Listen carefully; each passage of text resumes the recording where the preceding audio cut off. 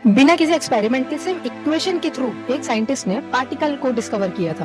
पहले तो उनकी बात पे किसी ने यकीन नहीं किया, लेकिन 4 साल बाद उनकी वही डिस्कवरी सही साबित हुई। तो मैं बात कर रही हूँ यहाँ पे पॉल डिराक के बारे में।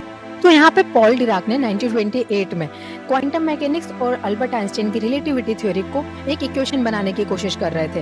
वो काफी टाइम बाद उन्होंने एक इक्वेशन बना भी ली, बट यहाँ पे एक प्रॉब्लम आ रही थी। उस इक्वेशन को सॉल्व करने पे उसके दो सॉल्यूशन आ रहे थे। एक तो नॉर्मल सॉल्यूशन था और एक ऐसा सॉल्यूशन था जो फिजिक्स में फिट नहीं बैठ रहा था। अब यहाँ पे क्या हो रहा था, एक ही सॉल्यूशन बार बार आ रहा था। तो पॉल डिराक ने सोचा कि जब मैथमेटिक्स एक ही सॉल्यूशन बार बार दे रही है तो हो सकता है कि नेचर में वाकई कोई एक ऐसा एलिमेंट हो, एक ऐसा पार्टिकल हो जिसका मास इलेक्ट्रॉन की तरह हो लेकिन चार्ज जस्ट अपोजिट हो। पहले तो उनकी बात पे किसी ने यकीन नहीं किया, लेकिन 4 साल बाद उनकी यही बात सही साबित हुई। और सच में नेचर में एक ऐसा एलिमेंट था जिसका जो मास था वो इलेक्ट्रॉन की तरह था, लेकिन जो चार्ज था वो जस्ट अपोजिट था, जिसे हम बोलते हैं पॉजिट्रॉन।